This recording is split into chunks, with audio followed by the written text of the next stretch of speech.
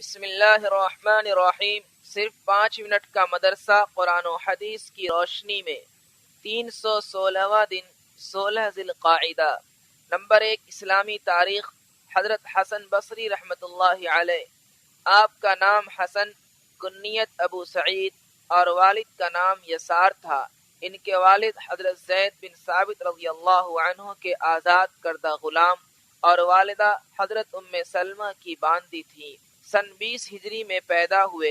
12 سال کی عمر میں قرآن مکمل حفظ کر لیے۔ قرآن کے بڑے عالم اور درس قرآن میں بڑے ماہر تھے اور کبار تابعین میں سے تھے۔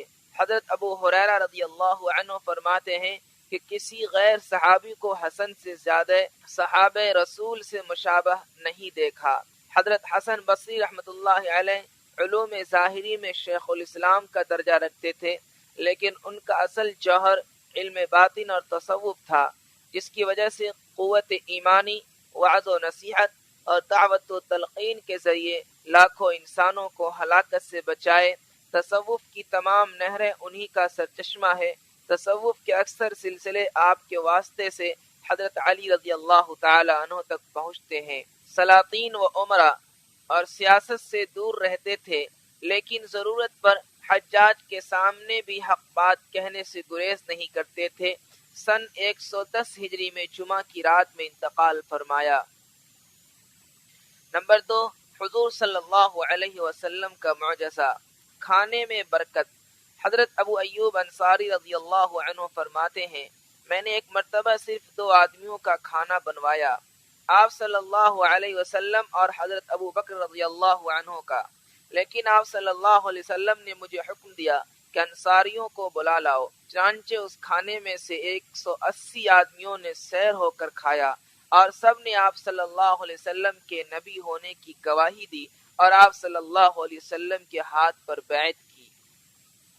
نمبر 3، ایک فرض کے بارے میں، حاجی پر قربانی کرنا۔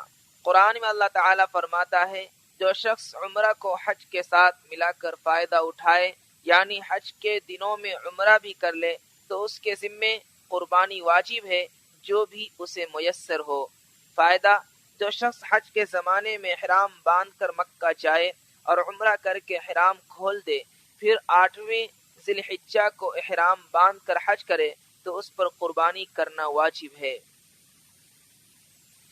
نمبر 4، ایک سنت کے بارے میں، اہل و عیال کے لیے دعا۔ نیک بندے اپنی اولاد کے لیے کثرت سے یہ دعا کرتے تھے، ربنا ہب لنا من ازواجنا وذریاتنا قرۃ اعین وجعلنا للمتقین اماما۔ ترجمہ، اے ہمارے رب، ہماری بیویوں اور اولاد کو ہماری آنکھوں کی ٹھنڈک بنا دے اور ہم کو متقیوں کا امام بنا دے۔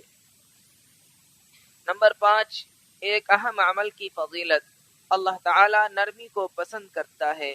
رسول اللہ صلی اللہ علیہ وسلم نے فرمایا، بے شک اللہ تعالیٰ نرمی کرنے والے ہیں اور نرمی کو پسند کرتے ہیں، اور نرمی کرنے پر وہ اجر و ثواب عطا فرماتے ہیں جو سختی کرنے پر نہیں عطا فرماتے۔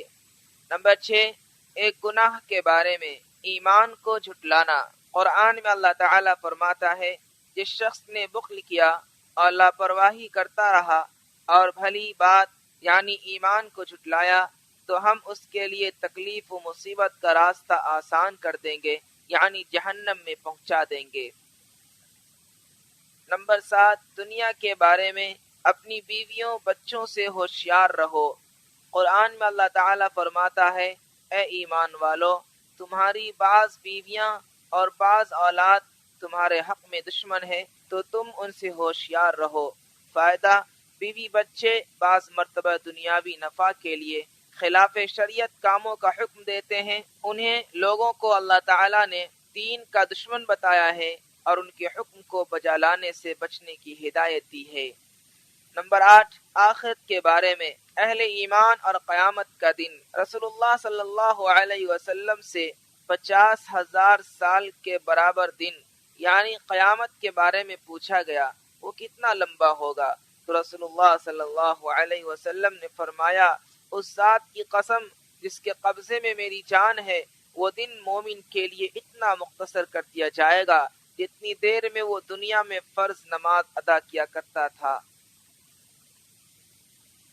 نمبر 9، طب نبوی سے علاج، کدو یعنی دودھی سے علاج۔ حضرت انس رضی اللہ عنہ فرماتے ہیں کہ میں نے کھانے کے دوران رسول اللہ صلی اللہ علیہ وسلم کو دیکھا کہ پیالے کے چاروں طرف سے کدو تلاش کر کے کھا رہے تھے۔ اسی روز سے میرے دل میں کدو کی رغبت پیدا ہو گئی۔